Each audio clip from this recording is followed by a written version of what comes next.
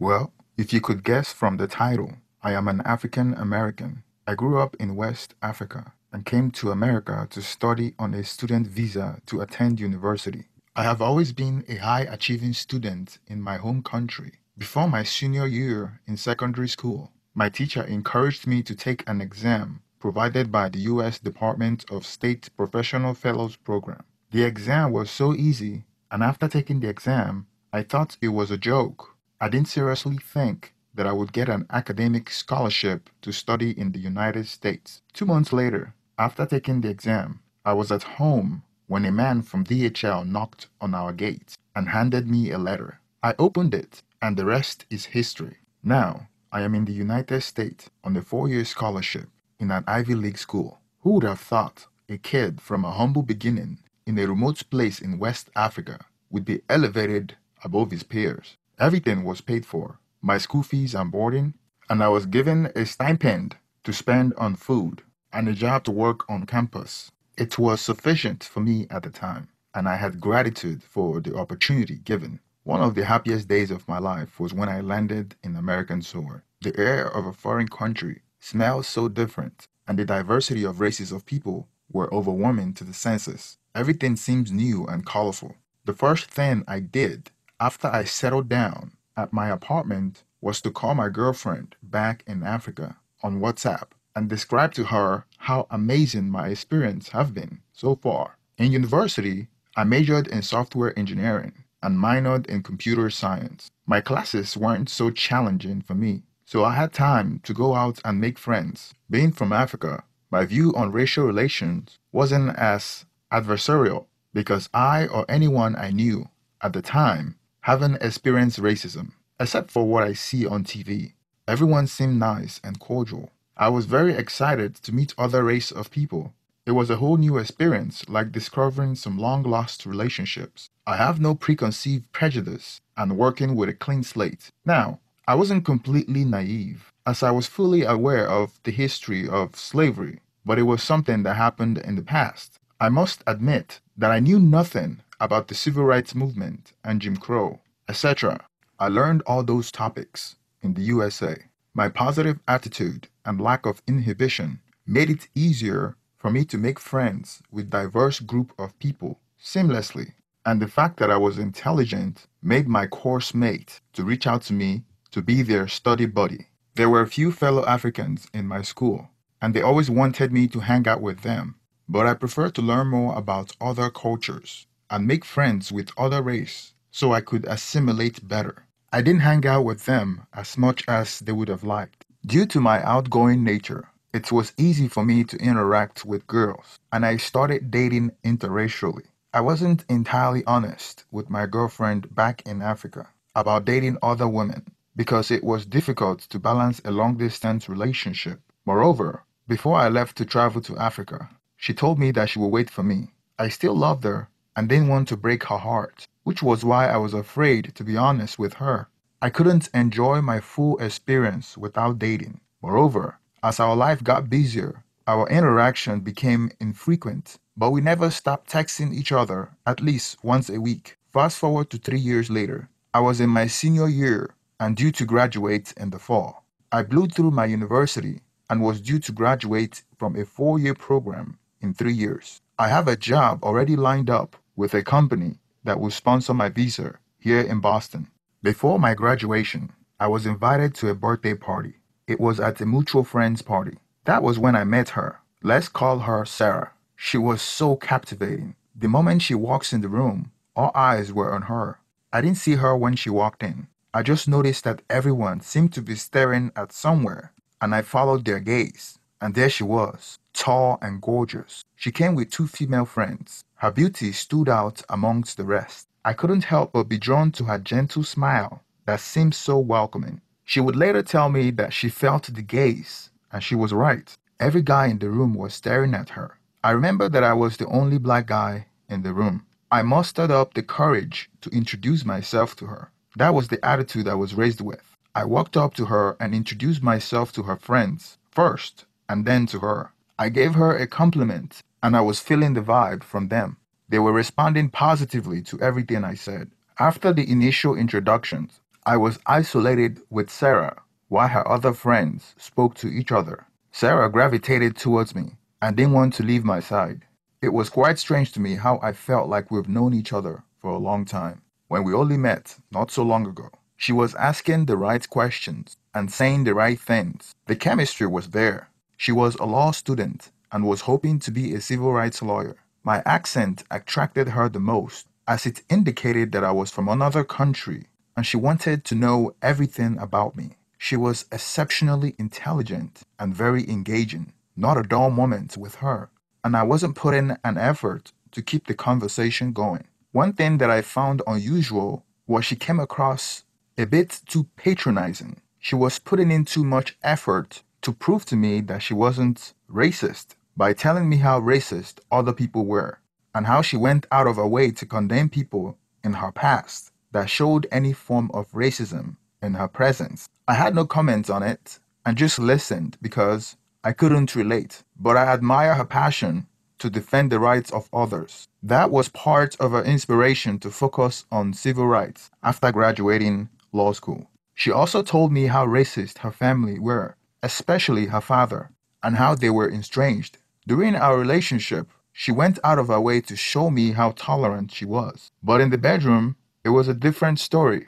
She had a strong understanding of how systemically racist the American institutions were and would articulate her observation passionately. She believed that America is systemically racist and the world need to be equal. She had an egalitarian view of the world where everything is equal and everyone should be equal. She had a high regard of herself, so much that she thought she could change the world. I, on the other hand, don't have strong opinion about political and social issues, so I mostly agreed with everything she said. Looking back when we first met, we talked all night at the party. We were in our own little world. She ignored her friends and wanted my full and undivided attention. We didn't want the party to end because that meant that she had to live with her friends. We didn't want to leave each other's side. It was love at first sight. She made an excuse to ditch her friends and joined me at a club after the birthday party. We were grinding on each other and we knew what we wanted. I invited her to my apartment and we left the club. I was living in a 4-bedroom, 4-bath apartment as I had 3 other roommates. We ended up in my bedroom and had the wildest and strangest sex I have ever had. The interesting thing about how submissive she was during excess is she had a thing about master and slave and would vocalize it like a demon is upon her during excess, quite opposite of the well-mannered woman that wouldn't say a single curse word out of the bedroom. It was shocking to see someone that had been preaching about equality and how the world should be an egalitarian utopia and a one race of people. Then the dynamic in the bedroom is entirely different. There is a master and slave thing, and you wouldn't believe that one could use so many derogatory words in one sentence. She was using the N word and black DICK. I am your SLUT, on and on. It was strange and certainly thrilling, but I loved every moment of it. I felt like she was letting out a demon that she had been caging up for so long during the daytime.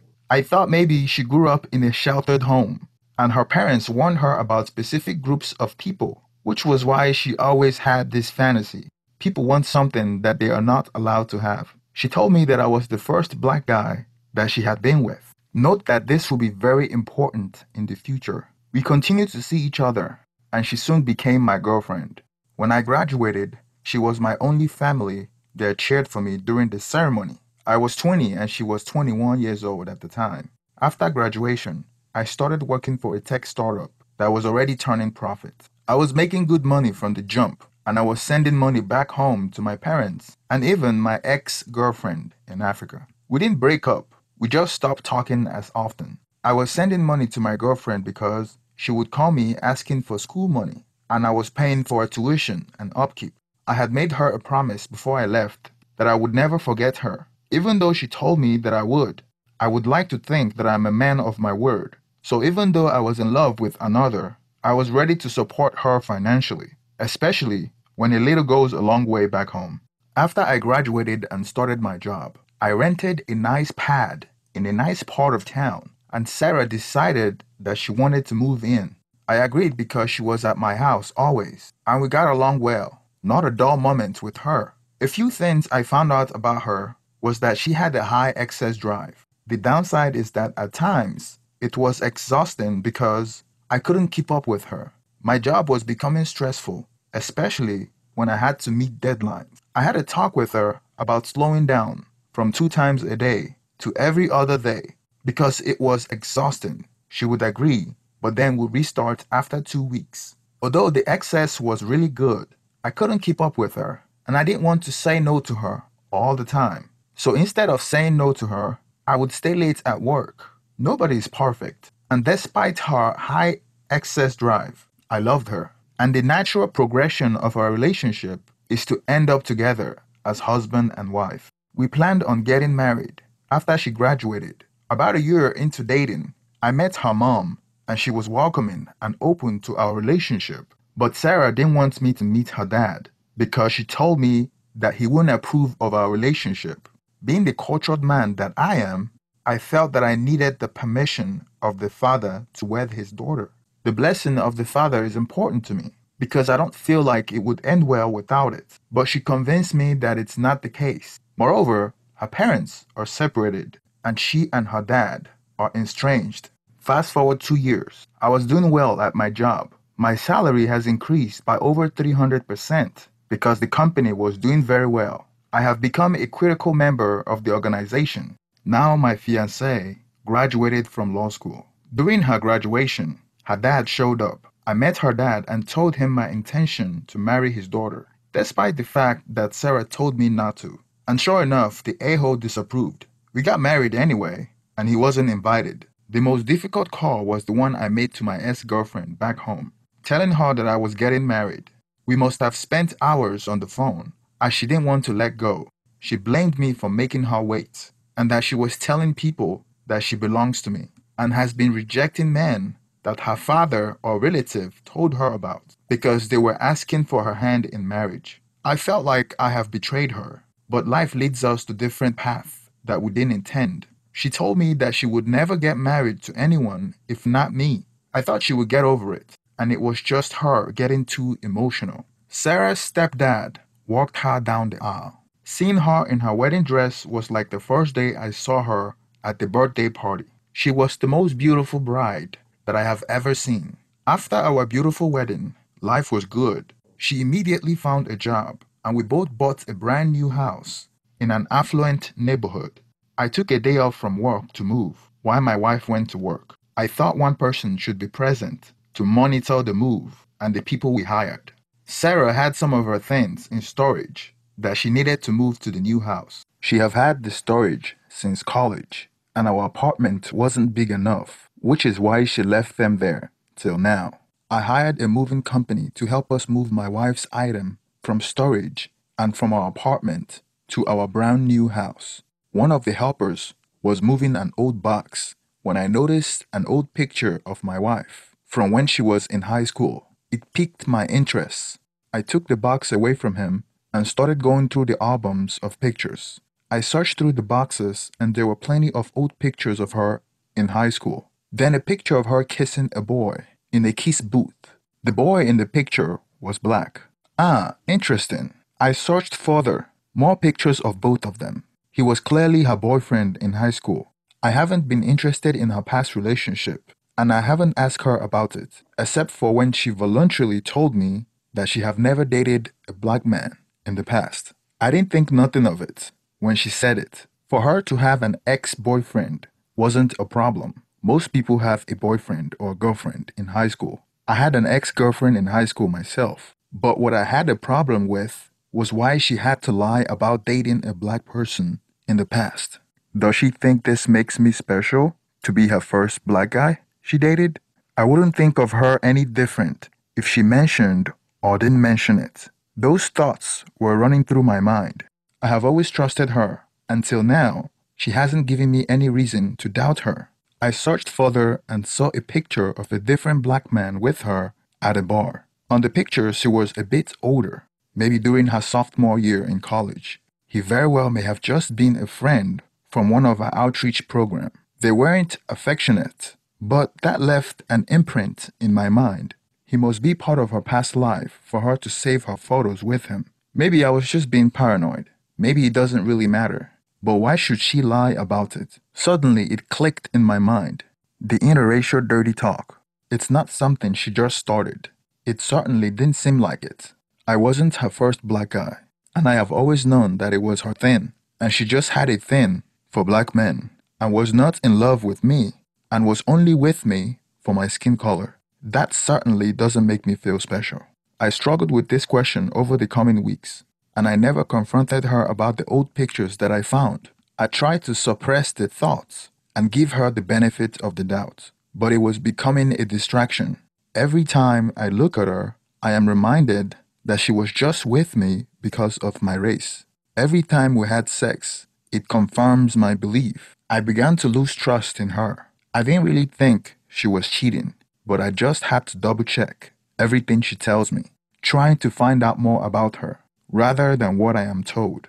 I decided to search her emails and computer login. I hacked her computer and cell phone and retrieved her login credentials for her email and social media. On her emails, I found plane tickets to different cities that she went to when we were still dating that I wasn't aware about. I hacked into her Dropbox since the picture she takes automatically uploads to her Dropbox. I saw a picture of her kissing another black man that I wasn't even aware of. Her Google searches on her phone were interracial porn. I was devastated. Who would have thought my innocent wife would be cheating on me?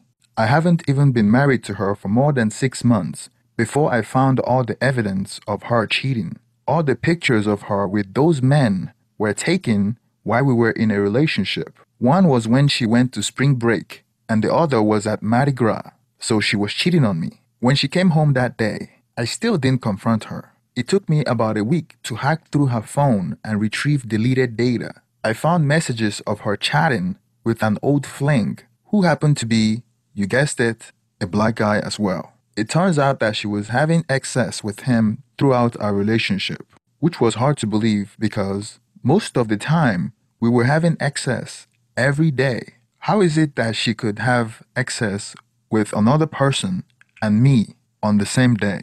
It turns out that during the period when I told her to alternate days to have excess, she was inviting an old fling over to my apartment for excess. The last time I had evidence of her cheating was 8 months ago. It was supposed to be the last time because she told him that she wouldn't cheat after she gets married. Apparently, marriage is where she crossed the line, not engagement, and definitely not the boyfriend and girlfriend phase. It was clear to me that she had an insatiable appetite for excess that I alone can't satisfy. And she has a type as well. And it bothered me that she might only be dating me for that.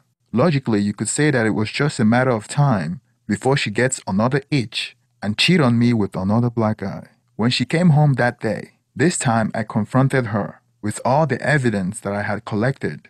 And for the first time, she had no answer but to accuse me of invading her privacy and blaming me for not wanting physical intimacy and pushing her away. I asked her why she married me if I was pushing her away. She claimed that it was because she loved me, and my race doesn't have anything to do with it. I wanted to believe her so badly. She wasn't even convincing. She promised that she would change, and she would go to therapy, and I told her that it's too early in our marriage to be going to therapy. She asked me if beside the cheating, haven't she been a perfect wife? I responded that being faithful is the number one component required to stay in the relationship. I told her that we might as well just separate before we hurt each other going down this road. After the heated argument, we both sat down on the dining table and had a frank conversation. We decided that we should separate for 3 months to decide if this is what we wanted. During those 3 months, I decided to visit my home country for the first time. It was a hell of a homecoming party. I was happy to see my family and friends, and of course my ex-girlfriend. It's been over 7 years since I last saw her, and she was as beautiful as ever. She came to my family home to see me when she heard that I was back. We were never intimate during our relationship, and to my surprise, she never dated anyone else. When we were alone together, I asked her why she wasn't married yet, And believe me when I say that she was one of the most attractive women in the area where I come from, so I knew her value is high. She responded that she was waiting for me. I laughed when she told me that because I thought she was joking, but when I looked in her face, she was dead serious. I looked in her eyes when she said that, and she actually meant it. I asked her why she would trust a man that lied to her and only told her the truth when I got married, and she said that she was praying to God and she had faith in God. I thought she was crazy and superstitious, but I had good bumps, thinking that it was God's plan all along. Maybe it was part of the experience or lesson for me to learn in this journey called life. I left her feeling good about our future prospect. The third time we met each other, I came to visit her. This time, I saw her father. He always hated me when I was a kid, but he was glad to see me. We exchanged pleasantries. Her dad told me that I had done juju on his daughter because she refused to marry any suitor that came for her. He told me to stop sending her money and to tell her to marry someone else since I've already married someone else overseas. He said she refused to eat anything and was sick for days when she found out that I got married. I planned on staying in Africa for a month before going back to the States, and most of my time was spent with my ex-girlfriend. It was clear to me that she was the one that I should have married to all along, and fate would have that we meet again. I don't know if it's destiny or by design, but here we are. When I went back to the state, I hired a divorce lawyer and told my wife, Sarah, that we should be getting a divorce. They say that one can't love two people at the same time, but I love them both, so the divorce wasn't easy for me. Sarah cried and begged for me to give us another chance, but I don't know how real it was because she had been cheating on me for the entirety of our relationship and was only with me for her weird fantasy. We are currently working through the divorce process, and I have to wait for 6 months before bringing my ex-girlfriend over. Or should I call her fiancé now? I plan to file a petition for alien fiancé so we can marry in the US. But first, I have to go back to Africa when the divorce is finalized for the traditional wedding. Thank you for staying to the end of this video. Please don't forget to like and subscribe. Please hit the thumbs up so the YouTube algorithm will promote my videos. Thank you and have a wonderful day. All right, here we have another unrepentant fuckboy. Okay, an unrepentant fuckboy. I can't say that enough. All right, but it has there's a little bit of international flavor to it and shit because this guy is an African immigrant. All right, and he laid out the story perfectly. Okay, perfectly. It's the reason I chose to comment on it. Okay, all right. And I want to tell you right now that everything that happened to him, he deserved it and shit for being a noob. All right, a clueless noob and shit. He didn't take the time to really learn the lay of the land and shit. You know, all he knew was that he was in America and shit. He was gonna have that fucking American dream. That's what he failed to say. But I could read between the lines. Everything that he thought about the country, before arriving there, he was looking for it and shit. Okay, and dare I say it was a big color struck. So being the fact that he's an immigrant with no ties to the country or it's a black population and shit, dare I say, he was unprepared for what was coming. Any regular black person could, any black person that's ever been any goddamn where could see what was coming right around the corner and shit. Okay, all right. I'm a elder statesman of this community. I'm in my early 50s, and I can tell you without a shadow of a doubt that that whole thing, everything that the woman did, I had heard before in my life, before various points of it. I heard that shit, okay? He doesn't understand race, okay? He came from a place where everybody looked the same, all right? He had preconceived notions about the black experience in America and shit. Therefore, he was unprepared to notice that this woman was simply attracted to him because of his skin color and because of her own preconceived notions. Okay, now a lot of the majority, they teach these racial myths in their homes as fact. Okay, they teach these racial myths in homes as fact, and a lot of it is rebellious behavior and taboo but seeking behavior and whatnot, because a lot of them are really entitled and shit. Okay, and they spend a lot of time hearing about how they shouldn't be with black guys because of this, that, and the other and shit. And it only makes them more attractive. Okay, if you know the nature of a woman, it only makes them more attractive to go towards that flame and shit. Okay, and generations of interracial porn in which you see these big guys that like look like basketball players, football players with these, these penises that reach to their knees and all that bullshit. And they watch this stuff, and they it just validates their stilted worldview and shit. And you wasn't prepared for it because you have a stilted worldview. You want to run away from politics and you know, uh, you know, social mores in this country. So you were unprepared for what was coming and shit. Okay, and on top of it, what makes me really upset is that you actually got, you actually got a redo.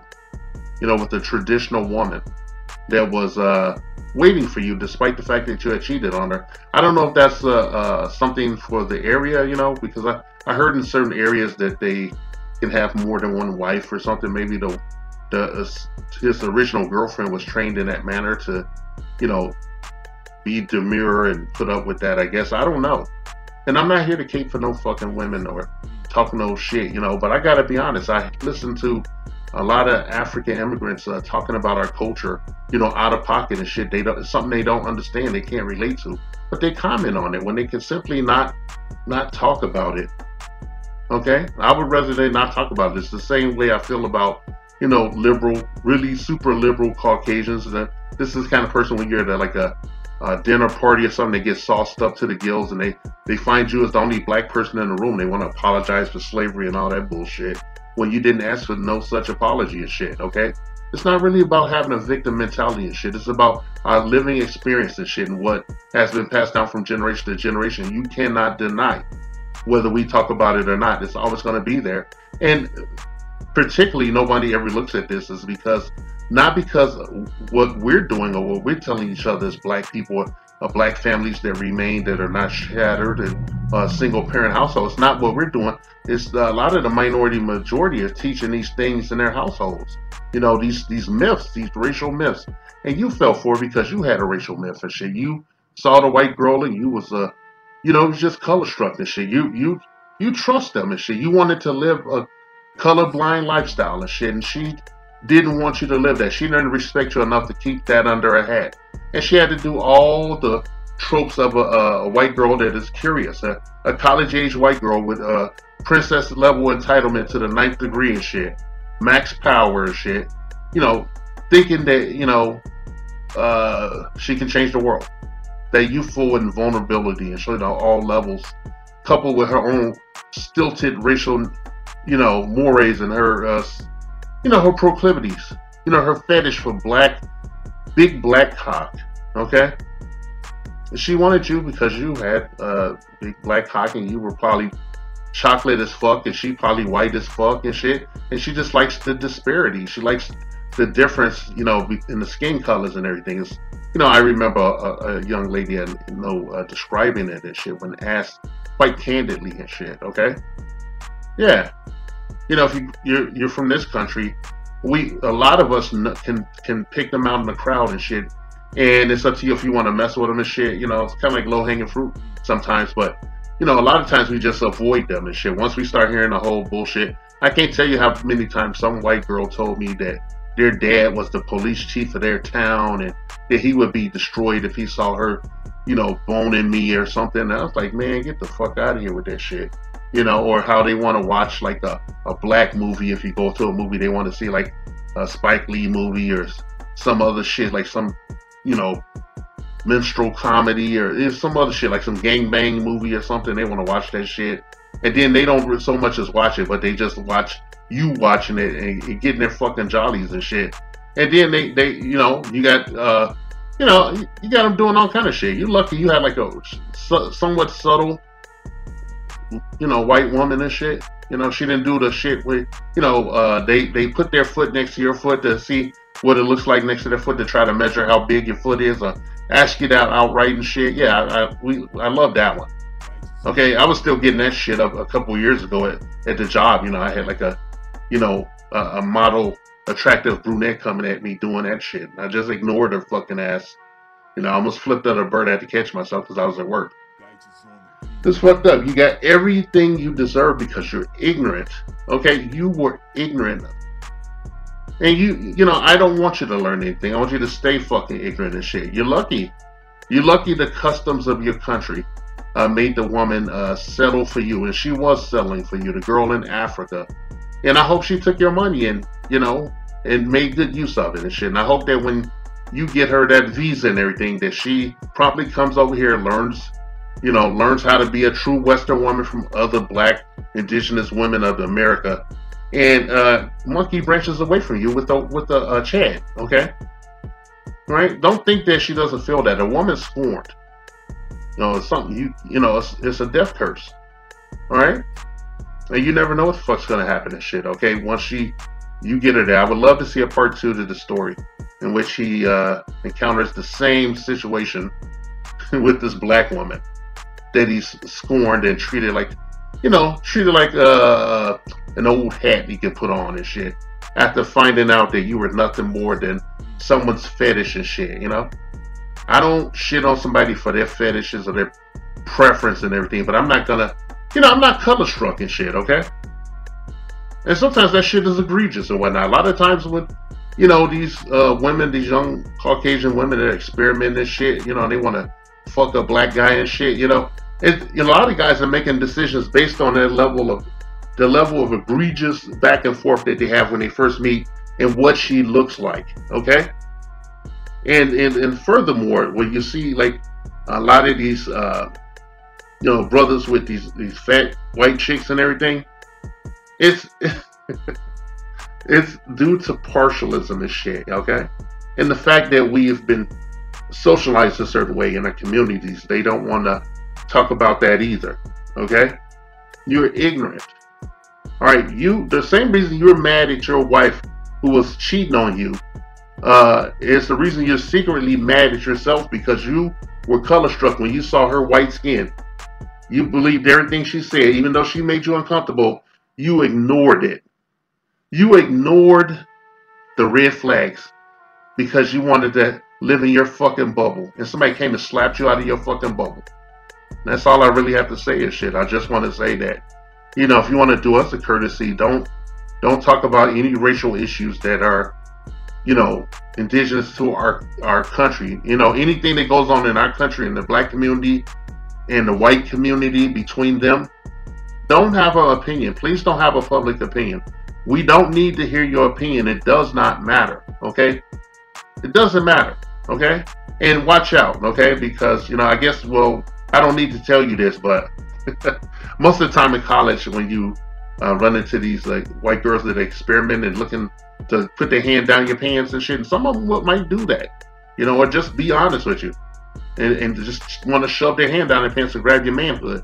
Watch out for the penguin party, okay? That's when you go to these sorority houses and you see only black dudes. Don't matter what kind of black dude, but all the girls are white and wearing these fucking you know, ball gown dresses and shit. That's called a penguin party, okay? No, in our community, when we hear when one black dude listens to another black dude talking about how somebody want interracial sexual access and they just want some white pussy and all this shit, like, we know that guy is a fucking loser, okay? We know that guy's a fucking loser. It's all the same. It's just a different shade of paint on it, okay, for the most part. All right? Their base programming system, the way they behave is pretty much the same. It's just little differences, the nuances that you'll never understand because you come from somewhere where you never had to deal with it from day one. And this is not a victim mentality. And it's none of your concern and shit. You know, you've been given another chance by dumb luck. Okay? And you do the right thing and shit, okay? And you make that woman happy and shit. Who's gonna have your fucking, you know, your trauma babies, okay? Because you traumatized your fucking girlfriend, you asshole.